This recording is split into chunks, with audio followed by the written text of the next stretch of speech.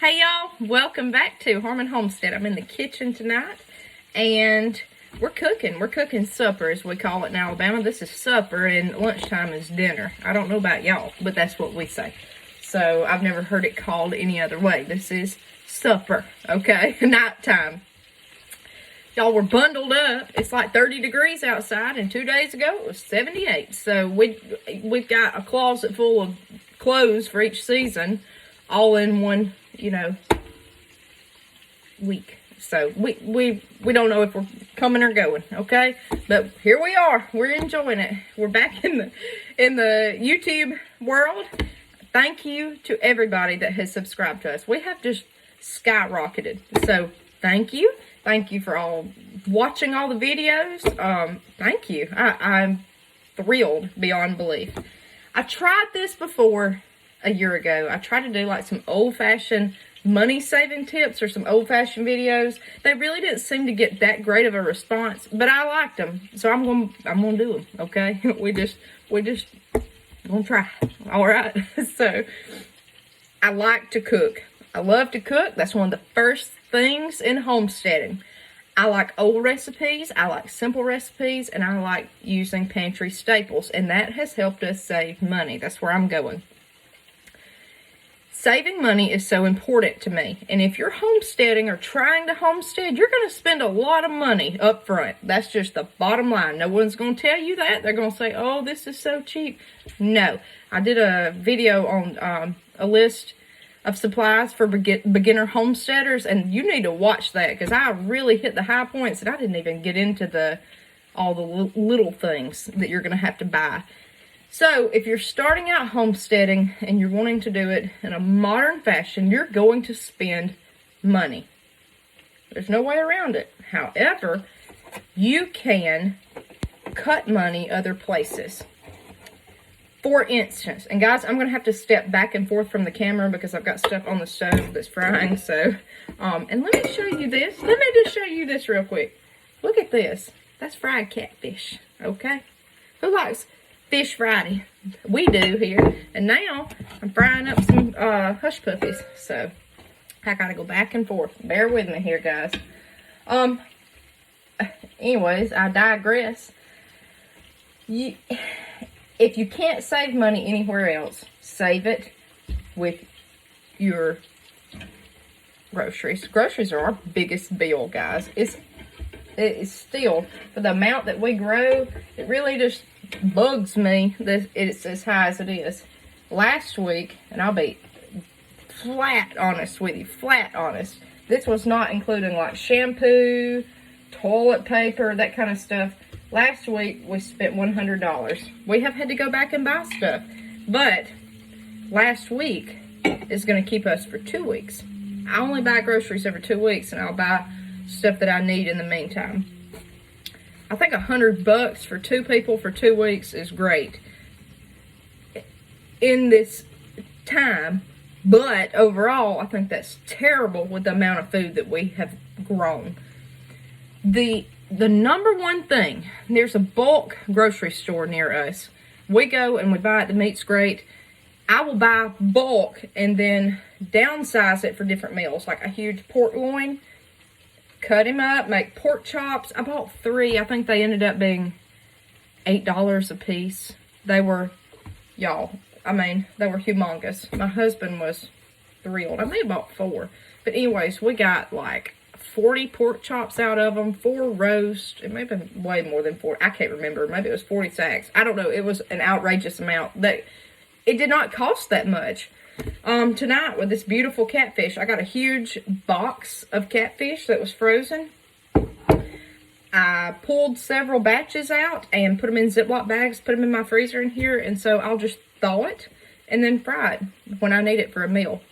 The hush puppies here, cornmeal, buttermilk, onion, your seasonings. If you can get something in bulk, use it. I like to have staples. When I go to the store, I'm going to buy stuff like buttermilk. That's what I'm buying. I'm going to buy stuff like cornmeal. That's what I'm getting. I'm not buying a bunch of other stuff. The only thing that I buy that to me is frivolous is I always buy a couple sacks of apples because I love apples. That's not frivolous. Maybe some hard candy, but otherwise that's what we buy. We don't buy soft drinks. Like right here, I've got tea making. We buy tea bags. I make my own tea. I try to make it as much as possible. We don't buy water. We don't buy that kind of stuff at the grocery store. I'm not saying I haven't bought it, at a store before, a gas station, but I try to avoid that where I can. I try to bring my own water where I can, or my tea. Now I'll drink on it and then refill it. That saves you money. Buy you some cups, invest in some cups, and take them with you wherever you go, so you don't have to buy drinks. Stuff like that is very cost effective. If you're struggling right now, it's helped us. And there's one thing that I can do, and that is analyze $1. I will save my grocery receipts. I will look at them backwards, forwards. I can tell you how much eggs have went up since last year. I can tell you cornmeal. I shop around and look at prices. I'll look online before I go to the grocery store. That helps too. So, buy in bulk, divvy it up. Buy staples, sugar, flour, cornmeal. If you can't grow this stuff, milk, if you don't have animals and we don't have that. We just have chickens and ducks.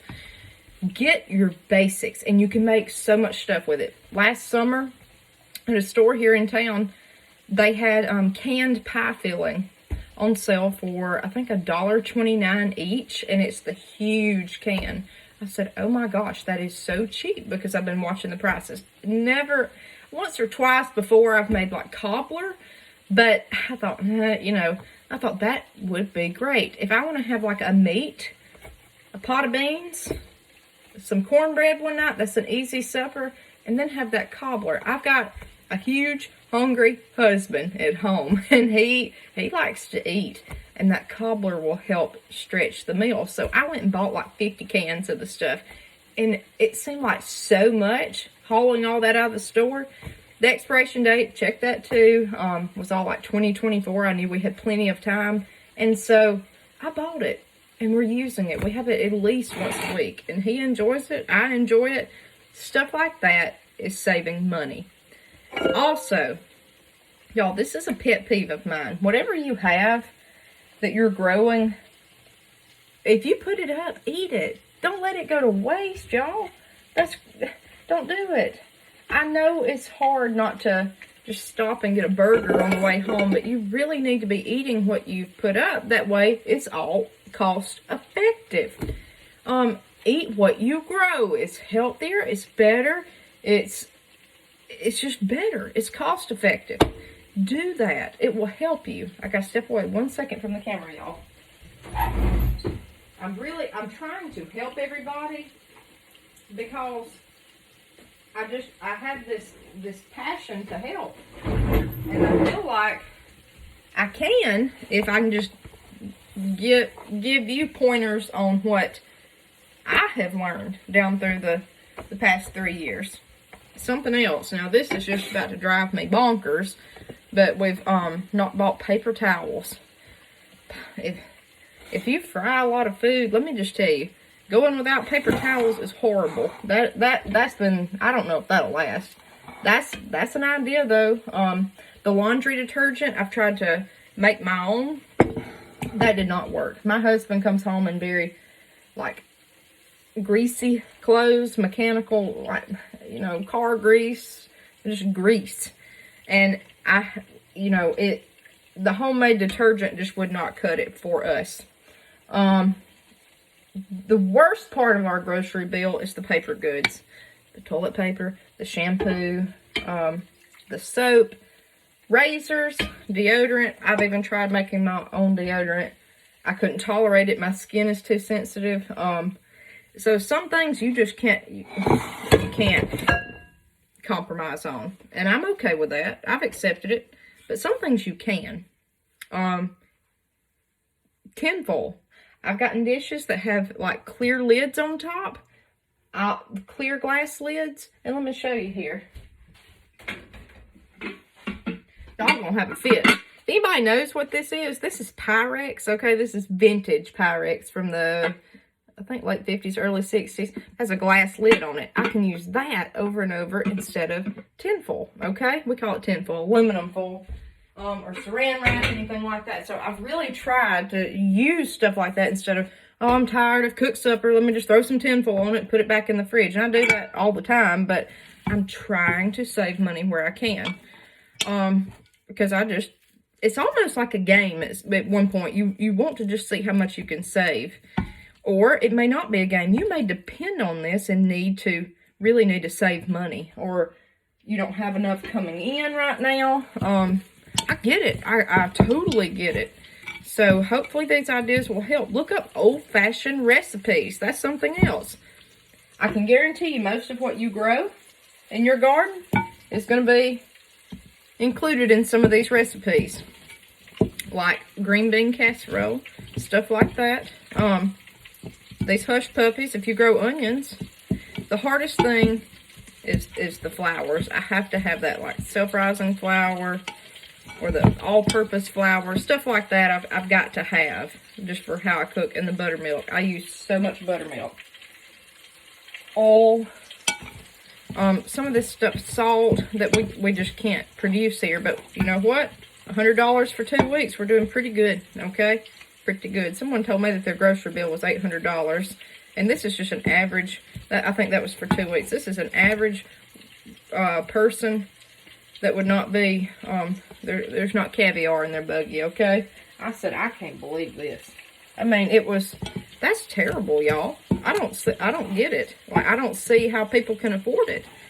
So if what I'm saying can help you, then by all means, I hope it does.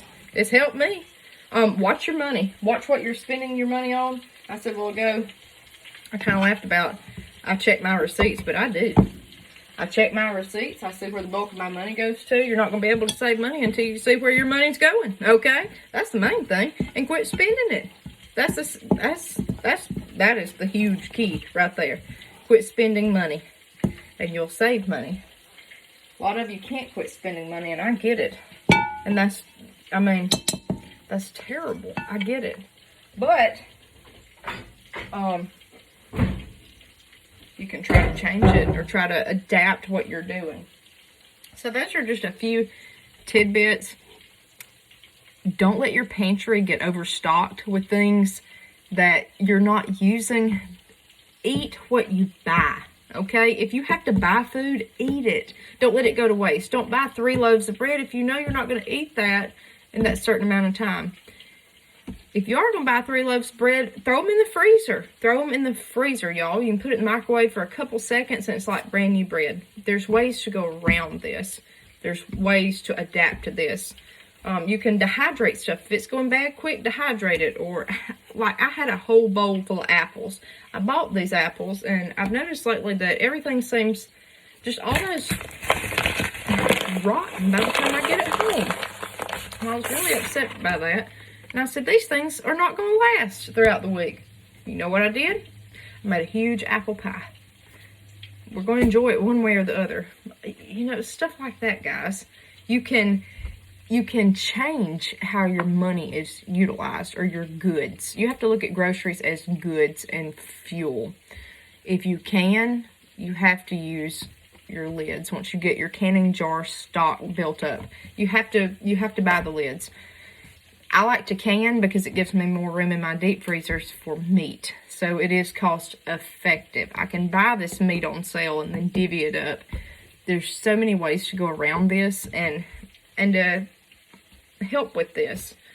Try not to buy your lunch. I'm the world's worst. I'll go buy my lunch. And I have to tell myself daily, like, hey, you brought your lunch today. Eat your lunch. It's little habits like that we've all got to make ourselves aware of.